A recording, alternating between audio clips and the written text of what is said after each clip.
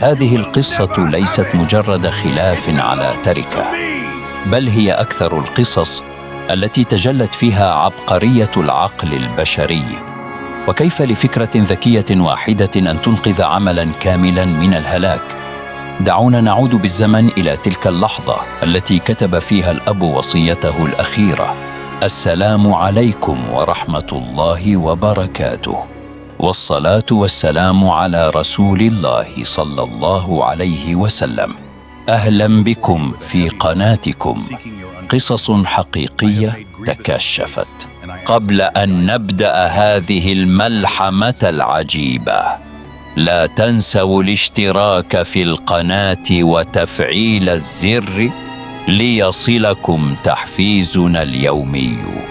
وصية الموت التي كادت أن تشعل حربا وتقطع أرحام 3 إخوة بسبب 17 جملة لا يمكن تقسيمها.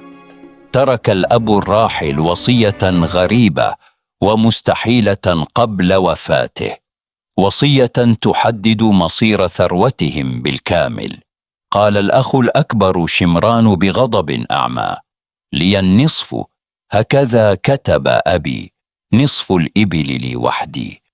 فقال الأخ الأوسط يجهر بقلق وحيرة: ولكن كيف نقسم 17 جملة؟ وصيتي تقول لي الثلث. بينما همس الأخ الأصغر رماح بحزن: ولي التسع. فكيف نقسم الجمل دون أن نذبحه؟ قرر الإخوة الذهاب إلى حكماء القرية ال3 لعلهم يجدون حل لهذه المعضلة الحسابية المستحيلة. وقف الشيخ غطفان صارخا: الرياضيات تعجز هنا، لا يمكن تقسيم 17 على 2 أو 3 أو 9 دون كسر. اقترح البعض حلاً دموياً: اذبحوا الإبل وقسموا اللحم بالوزن. لكن الإخوة رفضوا تدمير ثروتهم، وفي قمة اليأس وغليان الفتنة قرروا الذهاب إلى مدينة الحكمة ليعرضوا اللغز على بابها، الإمام علي. وقف الإخوة أمامه يشرحون لغزهم، فتبسم بثقة وقال: الأمر يسير، وإن حله عندي في دقيقة واحدة.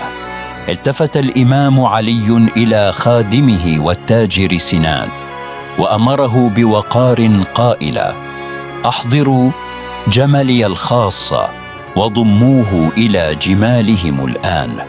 أحضر سنان الجمل 18 وقام بدمجه مع قطيع الإخوة لتصبح الحسبة الإجمالية 18 جمل أمام عيون الجميع.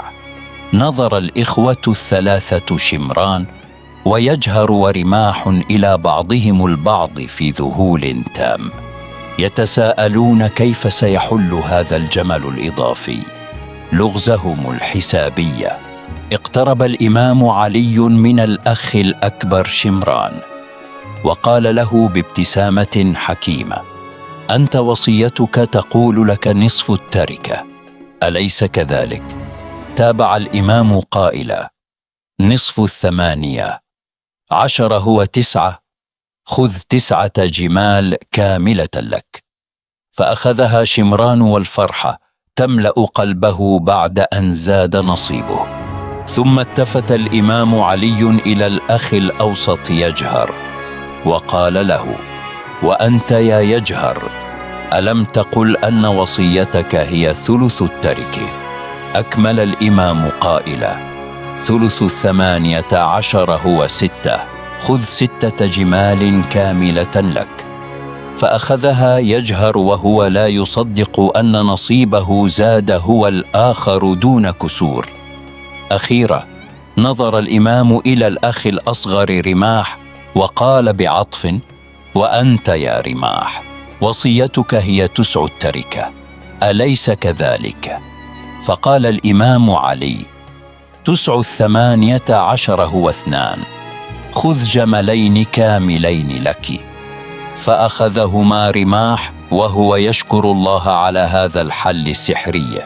وهنا حدثت المعجزة: 9 جمال لشمران، و6 ليجهر، و2 لرماح، المجموع 17 جملا. وبقي جمل الإمام علي كما هو ليأخذه ويعود به. أمسك الإمام علي بزمام جمله 18، ثم ركبه بهدوء تام، مستعدا للرحيل بعد أن أنهى الخلاف دون خسارة قطرة دم واحدة. سقط الإخوة 3 على ركبهم، والدموع تنهمر من عيونهم ذهولا، مدركين أنهم كانوا أمام عقل لا يقدر بثمن وحكمة سماوية. حينما وصلت الأخبار إلى حكيم القرية الشيخ صهيب، سقطت عصاه من يده وصرخ: هذا ليس ذكاء بشر عادي، هذا علم الأنبياء.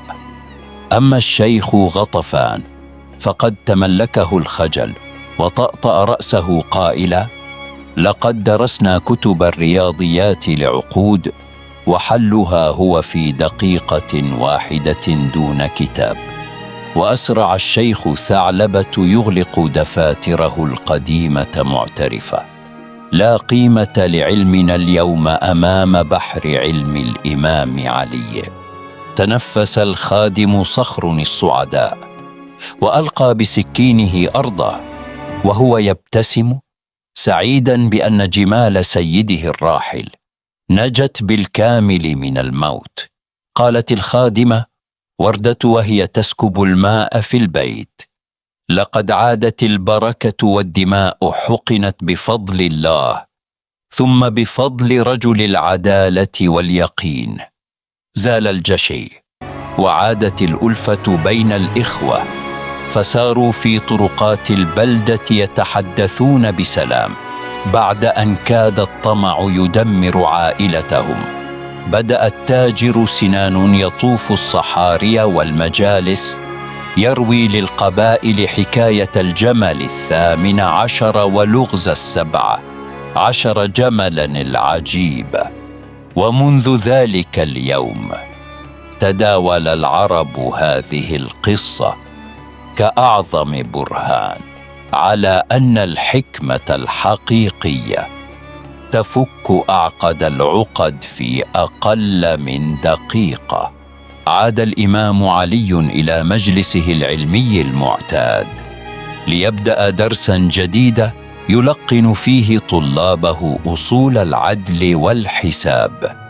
تفقد يجهر جماله 6 التي حصل عليها بفضل القسمة الذكية، وهو يشعر بالرضا والقناعة بعد زوال القلق.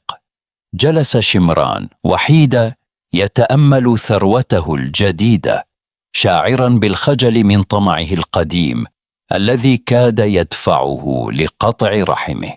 سار رماح بجمليه 2 إلى الواحة ليرويهما، والسكينة تملأ قلبه بفضل العدالة التي أنقذت حق الجميع. واصل التاجر سنان رحلته عبر الصحراء، يحمل معه تفاصيل القصة المعجزة لينشرها في كل واد وناد يصله. وفي وسط السوق الكبيرة وقف الشيخ صهيب يشرح للناس كيف يمكن للرقم 18 أن يحفظ السلام والعدل. عاد الخادم صخر إلى عمله اليومي بنشاط وهمة، سعيداً بأن الخلاف الكبير قد زال بسلام وبلا خسائر. رتبت وردة أرجاء البيت وهي تشعر بالأمان، فالنزاع الذي كان يهدد استقرار العائلة قد انتهى إلى الأبد. أما الشيخ غطفان فبقي يتأمل قوانين المواريث الحسابية بكثير من الخشوع والتأني بعد هذا الدرس القاسي. أقسم الإخوة 3 عند بوابات المدينة ألا يدعوا المال يفرق بينهم مجددا، ممتنين للأبد لتلك المعجزة الحكيمة. بينما كان الإمام علي يشرح لطلابه قواعد الأعداد والكسور، دخل رجل غريب يحمل ملامح التعب من السفر الطويل. تقدم التاجر سنان بخطوات خجولة، حاملاً معه أسئلة جديدة حيرت عقول أصحاب القوافل في عمق الصحراء. أشار الإمام بيده مرحباً به، ودعاه للجلوس والبوح بما يحمله من غموض أثقل كاهله طوال الطريق. جلس الشيخ ثعلبة في زاوية المجلس يجهز ريشته ومحبرته، متلهفاً لتدوين قصة جديدة تضاف إلى سجلات الحكمة والعدل. وعلى أطراف البلدة عند بئر قديمة كان الخادم صخر يستمع إلى المسافرين وهم يتحدثون عن عجائب الأحكام وحفظ العروض. كانت الخادمة وردة تتابع عملها بصمت، والهدوء يعم أرجاء البيت بعد أن زال شبح الفتنة التي كادت تهدم الأسرة. وفي السوق الكبيرة بدأ الشيخ غطفان يطبق الموازين بدقة متناهية، متأثراً بدرس العدالة المطلقة الذي شاهده بنفسه. التقى يجهر ورماح في أرضهما المشتركة، متعاهدين على التعاون وتجاوز كل ما مضى من سوء تفاهم وخلاف. جاء شمران بنفسه إلى المجلس ليعترف علناً بخطئه، طالباً العفو من الجميع ومعلناً توبته عن جشع الماضي. نهض الإمام علي ووضع يده الشريفة على كتف شمران، مباركاً له هذه العودة الصادقة إلى جادة الصواب والأخوة. قدم التاجر سنان صندوقاً خشبياً قديماً ومغلقاً بالشمع، قائلاً: إن هذا الصندوق يحمل لغزاً رياضياً آخر عجزت عنه قوافل الشام. نظر الإمام علي إلى الصندوق بهدوء وسكينة، ولمعت عيناه بذكاء خارق كعادته عند مواجهة أعقد المسائل والعهود. حبس الشيخ ثعلبة أنفاسه وقرب الورق الأبيض، منتظراً بشغف الكلمات والحلول القادمة لتدوينها في سجلات التاريخ. وفي الفناء الخارجي جلس يجهر ورماح يتحدثان عن المستقبل، وقد عادت المودة والرحمة تظلل علاقتهما بعد سنوات الجفاء. وفي الإسطبل الهادئ كان الخادم صخر يهتم بالجمال ويرعاها برفق، مستشعراً البركة والراحة التي حلت بالمكان. تغير حال الشيخ غطفان تماماً، فصار يوزع الصدقات ويساعد المحتاجين بإنصاف كبير، تيمناً بنهج العدالة الذي رآه. أما الخادمة وردة فكانت ترتب أقمشة البيت وهي تشعر بارتياح عميق، موقنة بأن العدل يحمي الضعفاء دائماً. جلس الشيخ صهيب تحت الظلال يقص على أطفال القرية حكاية الإمام والحكمة الفذة، ليزرع في عقولهم حب الحق منذ الصغر. تعهد شمران أمام الإمام علي بأن يسير على نهجه في رعاية إخوته، وأن يظل الصدق والوفاء هما أساس حياتهم الجديدة. وعندما فتح الإمام علي الصندوق المغلق، تيقن الجميع أن أسرار المعرفة لا تفتح إلا لمن أوتي الحكمة وفصل الخطاب. لمع بريق غريب من داخل الصندوق، حيث استخرج التاجر سنان قطعة ذهبية نادرة كتبت عليها رموز لم يفهمها أحد. أمسك الإمام علي بالقطعة الذهبية النادرة وبدأ يقرأ الرموز المنقوشة عليها بوقار وهدوء، مفسراً سرها في ثوان. دون الشيخ ثعلبة الحروف والرموز التي نطق بها الإمام لتسجيل هذه الحكمة الرياضية الجديدة وحفظها للأجيال القادمة. امتلأ قلب رماح بالرحمة، وصار يتردد على الواحة ينشر الخير لكل كائن حي بعد أن لمس قيمة العدل ببنيه. بذل الخادم صخر كل جهده لرعاية قطيع الإبل، وفاء لذكرى سيده الراحل، وامتنانا للحل الذي صان عائلته من التفكك. واصلت وردة تسيير أمور البيت بهدوء وسلام، مستمتعة بالسكينة التي حلت بالمنزل، وزالت غيوم الخوف والشك.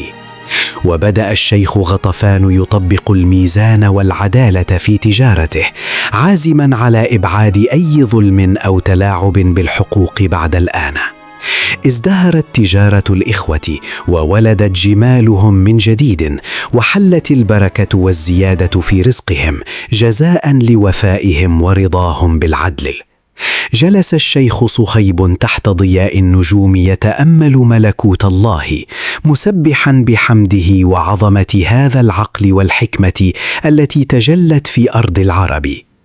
أراهم الإمام الرموز المكتوبة قائلا: العلم والعدل هما العملة الوحيدة التي لا تنقص قيمتها، بل تزيد كلما وزعناها للناس.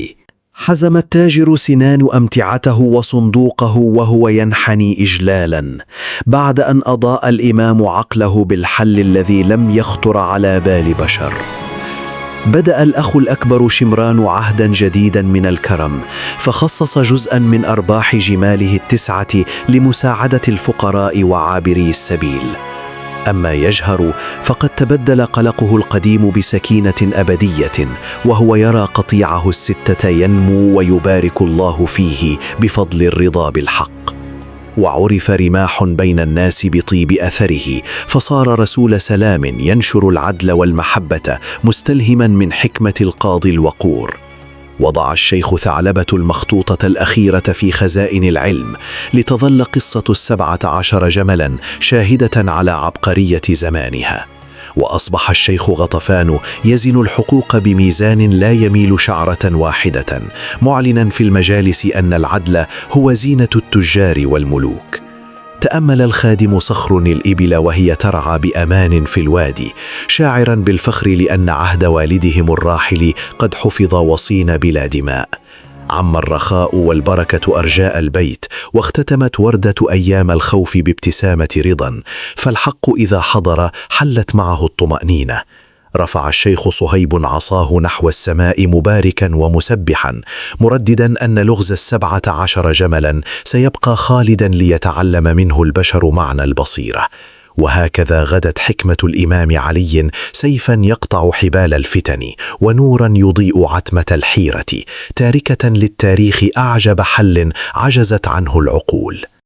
ودي يا جماعة كانت قصتنا النهاردة. أتمنى تكون القصة عجبتكم، ويا ريت تكتبوا لي في الكومنتات انتوا بتتابعوني من أي بلد عربي أو أجنبي، ويا ريت تعرفوني الساعة كام عندكم دلوقتي، وانتظروني إن شاء الله في القصة القادمة.